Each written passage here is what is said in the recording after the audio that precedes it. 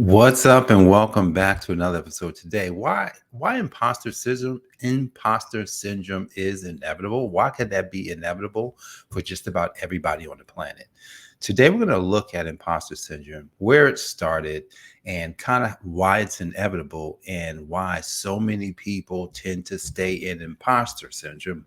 But today we're going to discover how we can come out of imposter syndrome and then get to the business of our life. Are you ready? Let's go. All right, guys. Thank you for joining me for today's episode. Today is episode 951. What an awesome and incredible day. Don't miss episode 1000. I believe that's going to be the week of April the 27th this year. I think we're going to do something epic. 1000 episodes. We want to celebrate, and I want you to celebrate with us. But if you have not liked and subscribed to our YouTube channel or the podcast, wherever you listen to it, if you would, we're looking to impact the lives of 100,000 people in 2024, at least from a subscribership, but more if possible. Well, actually more, because more people do see our videos. So where did imposter syndrome come from? You know where it came from? You know, at the very beginning of our time, not time in general, because we don't know when time began, but at the very beginning of our time, you know, if you were to go back into the book, the Bible, get to Genesis and read the account of creation and the account of the very first family. And that's in like chapter 1, 2, and 3.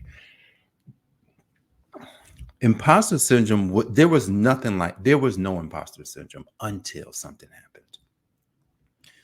But before we kind of get into the something happened, let's kind of look at what were they doing? Like, what was Adam and Eve doing prior to moving into this imposter syndrome? They had no cares. There was no worry. They had no needs because everything was supplied.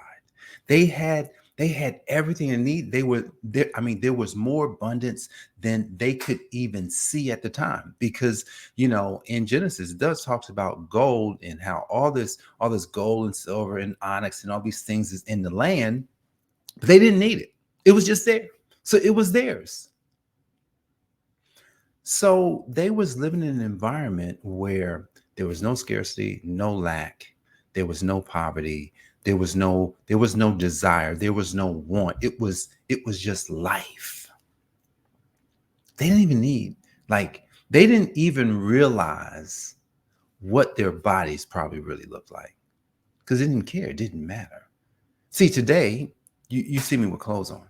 Today, you wake up in the morning and you have to put something on before you go out. Why is that? Well, we'll get to that. So they're living in this environment where everything is going well, and then bam, something happens. They lost something. So what did Adam and Eve lose? They lost the presence of God. They lost the presence of God. God was their provision. God was their protection. God was their provider. God was everything to them, and they lost it. The moment Adam, now Eve, she had already partaken. The moment Adam partook, that's when the presence left. So let's think what happened. All of a sudden, their presence left, and then something. It was almost like they were naked. They said they were naked, so they were without. They knew they lost something, and it was powerful because they were so afraid. Where did afraid come from? All of a sudden, they're afraid. All of a sudden, they're afraid, and they realize there's nothing. No more light shining through them. There's no more light on them. So they say, let's go run and put something on. I don't think you should be looking at me naked. Adam's thinking. Eve is thinking, I don't think you should just be looking at me naked, even though you're my husband or you're my wife. I think we need to put something on to cover ourselves up because we don't look as good as we thought. Then God actually gave them some clothes, clothed them. So you think about it like this. From that day forward, Adam lived in an imposter syndrome because he knew he once was something, but now everything is covered up. Now he has to hide. himself. Now he has to keep himself covered. This is just my assertion here, right? But it's clear in the word that the word says that they were naked after they lost the presence of God. And so from the very beginning, after this the great sin happened, imposter syndrome was born. So imagine from that day forward, all the thousands and thousands of years that has brought us to 2024. 2024 after Jesus Christ was here on the planet. We're covered up. And, we're walking around wondering what's on the inside of us, but putting something over ourselves so that other people can see us a certain way. Like when we put on a certain dress, or I put on a certain suit, certain pairs of shoes, and maybe some perfume or some cologne, a nice little tie, maybe, we're going out and, you just feel good because I got something on that makes me look good. But what if I believe that it's the clothes? What if I believe it's the cologne? What if I believe it's the car that I drive? What if I believe just because I have a degree that I'm this person? What if I believe that all the things that I possess are me? You see how imposter syndrome kind of like develops within us? And we're afraid to show people who we are. It's like, it's nothing like facing somebody with you. It's almost like I'm not gonna act like I'm somebody I'm not. I'm just gonna be the person I am, even if I lose friends, even if I lose a client, even if I lose something valuable. I can't change who I am, but a lot of times we acquiesce and we get smaller in the moment. I remember I've gotten much smaller in the moment. When big problems arise. Just case in point, business. One of my mentors, coaches, he recently was speaking on imposter syndrome. And I think that's kind of how it stirred up in me, because he's speaking on it. Now, I'm not speaking from his perspective because he had something way deeper than where I'm going to go with it. That's why he's my coach, right? And so he's speaking on this imposter syndrome, and he's speaking specific to business owners and people who want to go into business. And what happens is you want to go into business, and what happens is we get afraid. You get afraid, and folks get afraid of, oh my goodness, this seems too big for me. And we wound up walking around from a position of imposter when I'm not being myself, trying to be something that I'm not. I had another coach say something recently that I heard him say. He says, look, a lot of times people have problems because they're trying to do things that don't actually represent them. So he said, and I've heard this before, but so he wasn't the first person to say it. He said that, you find your purpose. You can find your purpose right at the intersection of your proficiency, the skill that you probably have, and your passion, the thing that you are most passionate about. He says, X marks the spot. That's where you will find your purpose. I want you to think about this. You have a proficient thing. You can probably do something very well. And you may be like for me, I can say I do something very well. I know taxes, I know this accounting thing. I know that stuff. That's the thing I do. But I that's not what I'm passionate about. They're separate. So, but it's taking your passion and that thing that you can do, and you bring them together, and that's what you focus on. Did you catch that? So you just have to, what am I passionate about? And what is the thing that I'm really good at? Now, here's what's interesting. Sometimes the things you're really good at may not be the thing that you're doing. Ooh, I hope somebody heard that. It might not be the job that you're in. See, a lot of times we take jobs, we go into fields that, I'm not saying that those skills won't be needed. Those skills could be needed. there may be something else in you. There may be another thing that you do very well that you've been overlooking. It might be. When I look at my life, right, I'm really good at it. I'm really good at uncovering things in taxes. I'm not the best at it, right? But I am better at being me than anybody else. Somebody else may know to the nth degree, all the little things in there, the little Cody codes. I'm not into that. I'm not into all the Cody codes, right? I'm into something different that nobody else can beat me at. Nobody else is as good as me at being me. And who's me? I'll tell you who me. See, when God created me in the family that I grew up in, like a family that you grow up in, you find some clues there. You know, He put me in His family, started me off. I'm the youngest, right? I'm the baby for 10 years. Then my other brother Joe was born. So I'm no longer the baby, but I was seen as little Jay. Then all of a sudden Jay got big. Then all of a sudden, Jay is bigger than everybody else. Jay's taller than everybody else. Jay's standing above everybody else. And I didn't understand what that meant until 2022.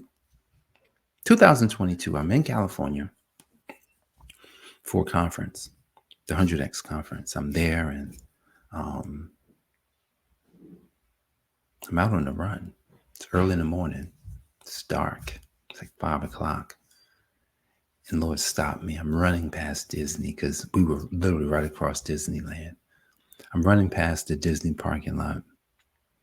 And the Lord called on me. He says, "Hey, do you know why you're tall?" I'm like, "You talking to me?" I'm like, "Why am I tall?" He says, "You're tall because I wanted you to know how special you are. I wanted you to know that you stand above the crowd. I wanted you to know that any circumstance that come before you, you are bigger than those circumstances. Your height was a way for me to set you apart." Something like height, guys, is part of your proficiency and your skill. No, like you can't. No one can just be 7 foot. You got to already be that. But that gives you a power. So we hide behind, a lot of times we're hiding behind the old person, the person who didn't have a skill. We're hiding behind the old person who wasn't sure of themselves. We're hiding behind the old person that used to stutter. We're hiding behind the old person that used to be shy and introverted. We're hiding behind the person that didn't know anything and was wondering if they could ever learn, hiding behind the person who didn't do well on standardized tests at all, hiding behind things that don't actually matter. It's called take your clothes off and look.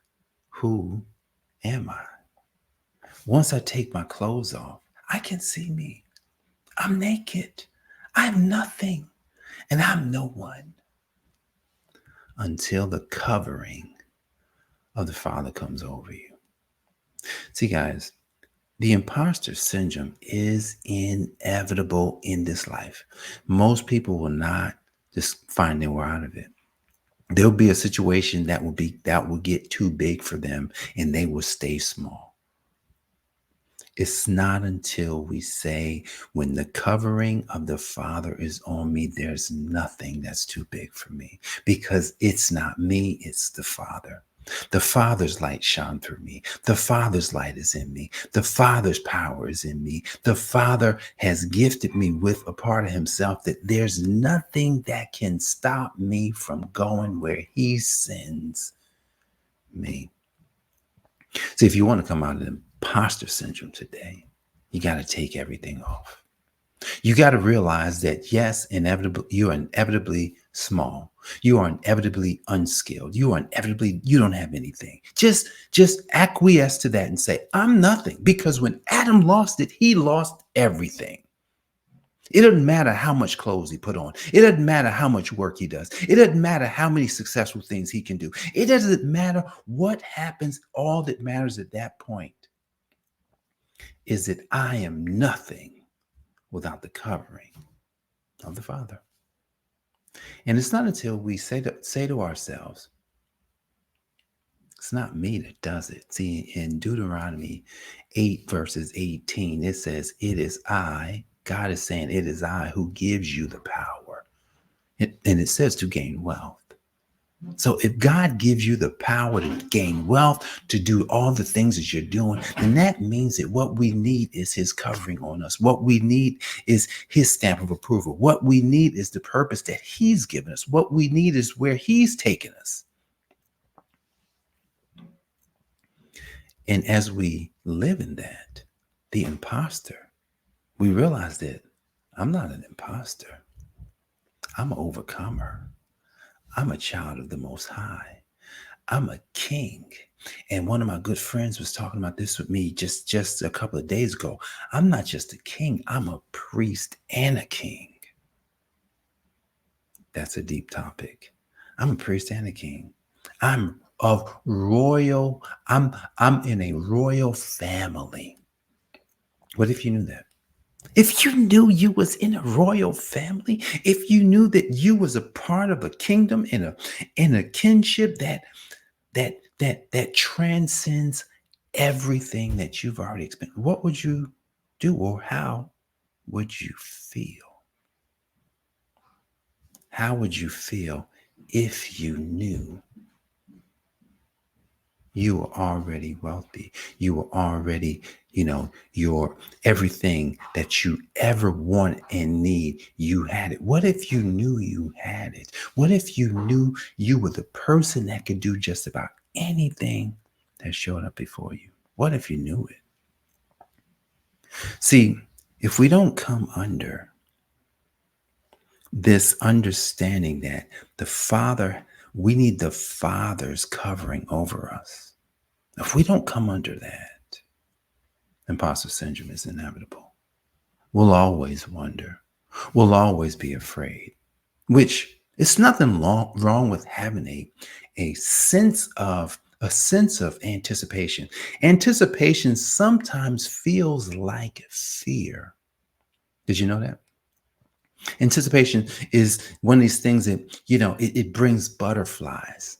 I remember playing basketball, and before the game, I'd have butterflies. The anticipation of it wasn't fear, but on some level, some people say, oh, that's fear, I'm afraid. No, you're not afraid. You are anticipating. And when you identify it as fear, here's what happens. You now start seeing the problems. You now start seeing the failures. You now start seeing that it won't work for you. You now start seeing that this is inevitably going to be hard.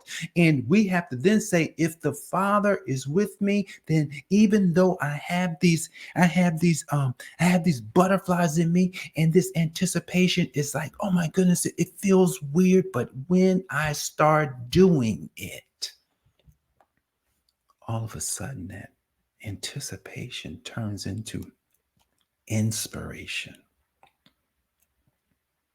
Inspiration. What is inspiration?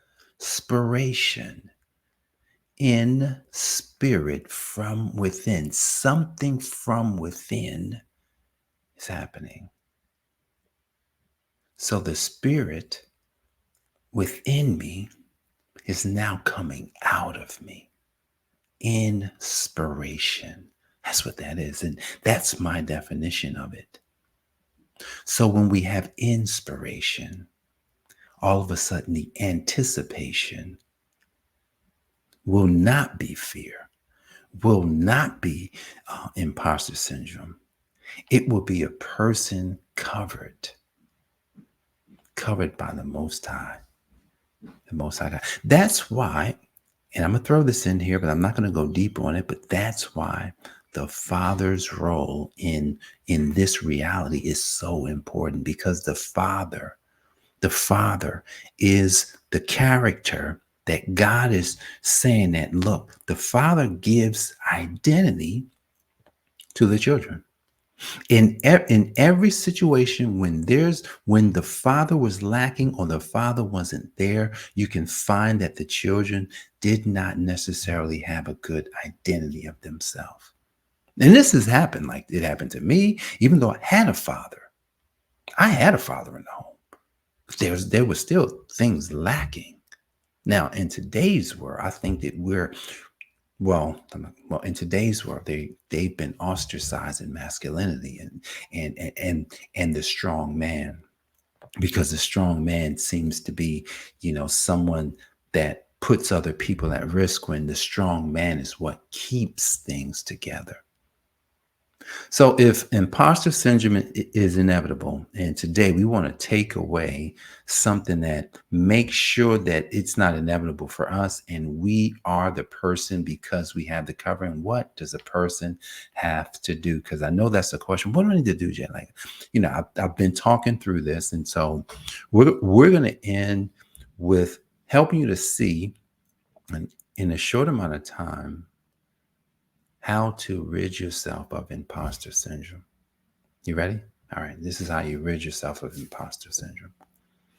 It's called, first, look in the mirror, right? If you're feeling a certain way, you're feeling like something is too big for you, you're somewhat afraid of moving forward, go to your mirror. Now, I'm going to give you another one. Go to your mirror and take all your clothes off. Now, obviously, if you're not at home or something like that, you can't do it. But if you're at home, go to the mirror and take all your clothes off and look at yourself and say, wow, this is I'm just me. I can see why I feel inferior. But at that moment, what I want you to then do is because now you're just addressing the fact that, hey, it's you. Whether because a lot of times we see our bodies and we see the flaws. We see the things that's wrong, but then you say, wow, look at how blessed that I am. So apparently this flesh, this body, no matter how it looks, there's a possibility. And with that possibility, now I call on my Father. You call on your Father, hey, Father, all right, this is who I am.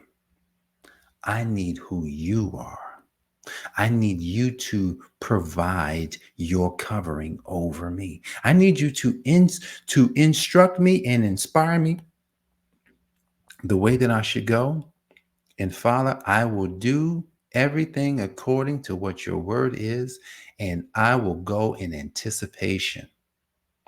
I will not go in fear, but I will go in anticipation, and I will use that anticipation for inspiration as I move forward in the things that you've called me to do. Put your clothes back on, put a smile on your face. And every time somebody asks you how you're doing, say, I'm outstanding. I'm excellent. I am blessed by the best. Even though some of you are going to feel like, well, I don't always feel that way. I had a headache yesterday and I still said it, even though my head was hurting, but I found out why my head was hurting. It was more on some passionate things, and it was the weight. But I said, you know what? I'm ready to accept it. No more imposters, guys.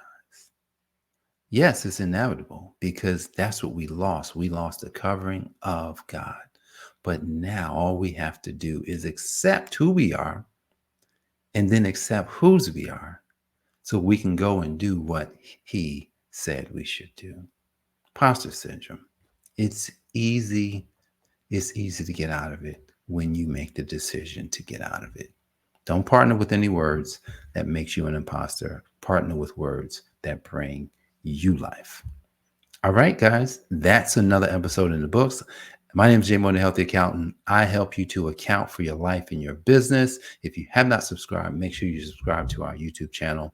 Looking to bless their lives, or we're looking to get 100,000 subscribers this year, but bless the lives of millions of people who come across our channel, because we know that just because you're not a subscriber does not mean you are not listening. So we thank you for joining us, and we just look forward to making impact in your life or your business, whichever way we can. And I look forward to seeing you back here tomorrow.